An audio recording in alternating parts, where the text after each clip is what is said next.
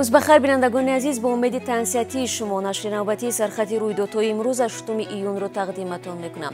در دوام برنامه از آن خواهیم گفت که وزارت مدافع تاجیکستان تصدیق کرده از قزاقستان کمک نظامی دریافت میکند.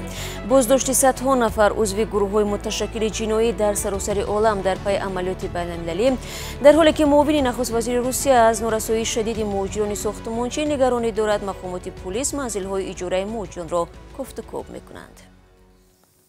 چون معمول از باد و هوا میگویند کمیته حالتهای فوق‌العاده تاجیکستان با تکیه به اطلاع مرکزی آب و هواشناسی خبر میدهد که در قلمرو کشور تا 11 ایون سال جاری هوای گرم و خشک باقی میماند. در این روزها دمای هوا در وادی‌ها تا 42 درجه و در ناحیه‌های جنوب تا 44 درجه پیشگویی شده است. هواشناسان هشدار میدهند که در بعضی نواحی کشور شمال پرشدت می‌وزد. احتمال گرد و غبار وجود دارد. در ضمن کاربران آزادی از دهه نوگیلیم شهر اصفهان نوار فرستادند. شام دیروز در این منطقه شمال سخت باعث شکستن چندین درخت شده است. کمیته حالتهای فوق‌العاده همچنین میگوید که از سبب گرمی احتمال آب شدن برف و یخ در کوه‌ها وجود دارد که این میتواند سببگار بالا رفتن سطح آب در رودخانه‌ها شود.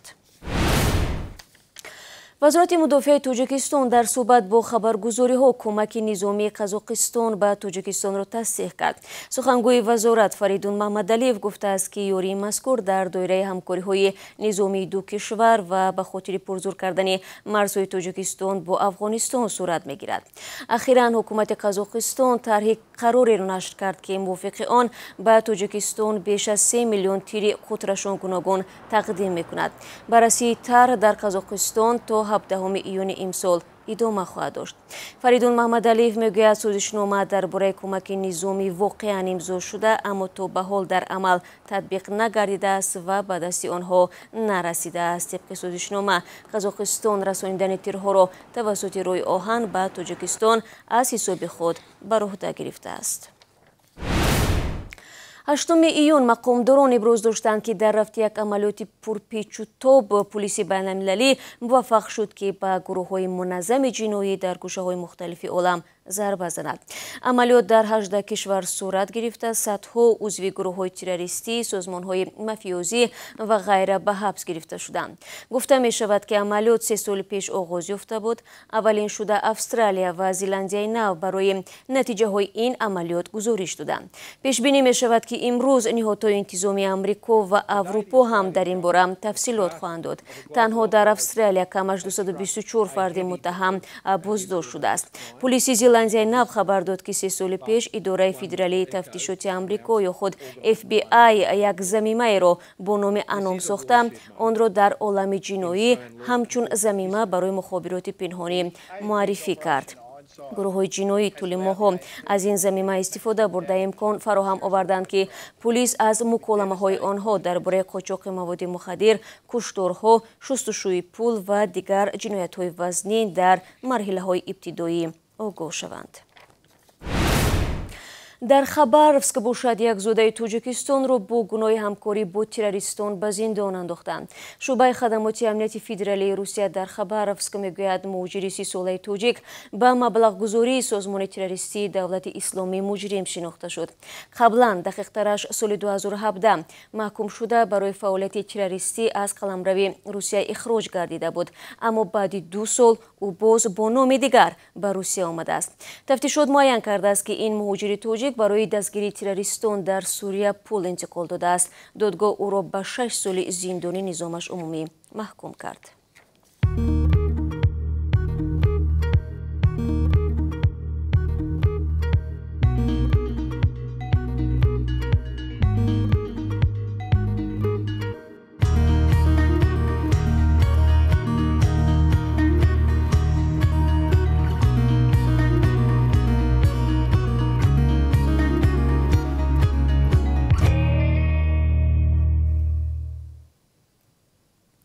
شما سرخطی رویدادها را تماشا دارید.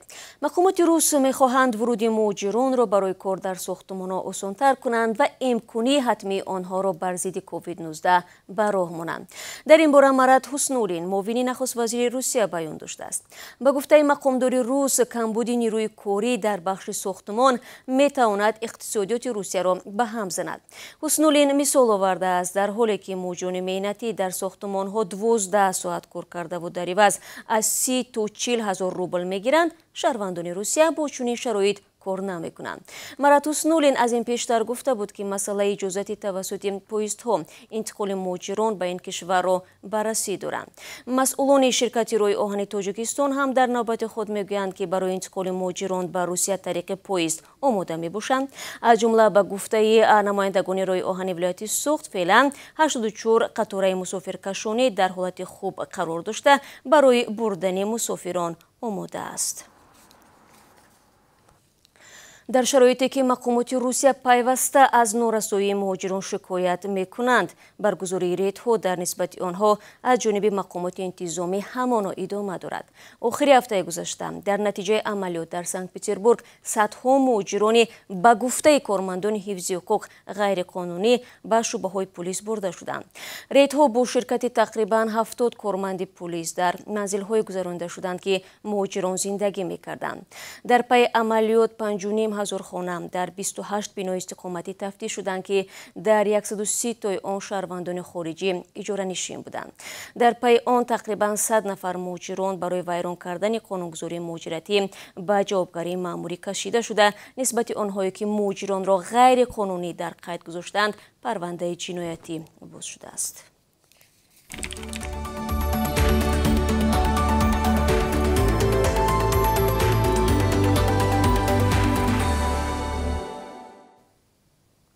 تقدیم خبرها را ادامه میدیم. انتظار می رود که نرخ تماکو در تاجیکستان تا آخر همین ماه 2 مرتبه بلند شود.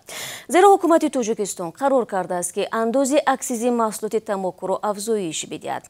قرار در این زمینه روز 27 می در پایگاه اطلاعاتی حقوقی حکومت کشور به نشر رسید.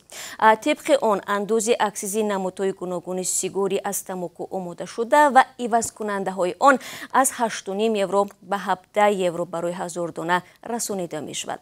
حالا نرخ قوطی عبارت از 20 دانه سیگار در تاجیکستان به حساب میانه حدود $1 را تشکیل می دهد. به زودی بعدی به اجرا در آمدن قرار نو نرخ یک قوطی سیگار می تواند تا به 20 سومانی بالا برود. دولت تاجیکستان سال 2017 قانون درباره محدود نمودن استفاده محصولات تماکو را تصویب کرد و بر اساس آن فروش و استفاده تماکو محدود گردید. ترغیب تماکو، استعمال آن در رستوران‌ها، در نزد شفاخانه‌ها، در جای‌های جمعیتی هم منع گردید. اما با وجود این فروش آن و بخصوص نوس در کوچه و بازارها به نظر می‌رسد.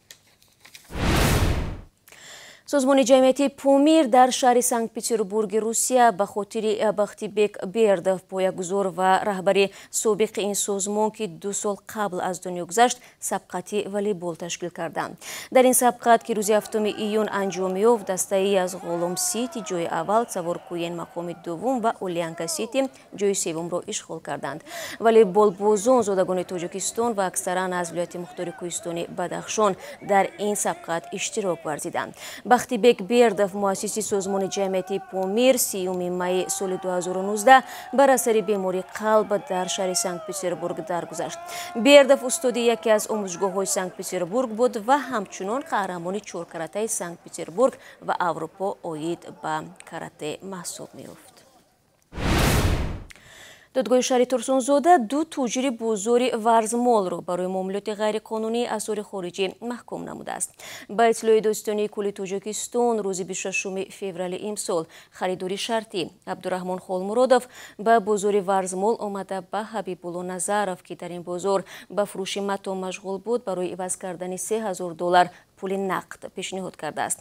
حبیبالله نظرов که برای عوض کردن چنین مبلغ امکانیت نداشت به صاحبکاری دیگری همین بازار محمود عطابویف دلارها را با قرب 11 سومانی و 45 درم پیشنهاد کرده است. تاجران بازار هنگام عوض و حساب کردن مبلغ از جانب کارمندان پروکوراتور شهر ترسونزاده دستگیر شدند. و اکنون برای شما درباره قرب رسمی اسعار خارجی در تاجیکستان معلومات میدیم. بانک ملی برای امروز 8 ایون 1 دلار و 11 سومونی و 32 درهم و 1 یورو رو 13 سومونی و 79 درهم تعیین کرده است. امروز روبل روسی بالا رفته است. 1000 روبل روسی 155 سومونی مقرر گردیده است که نسبت دیروز 80 درهم بیشتر است. دوستان عزیز، در همین دقیقه نشر نوبتی سرخط رویدادها را پایان میبرم. تشکر که ما را همراه بودید.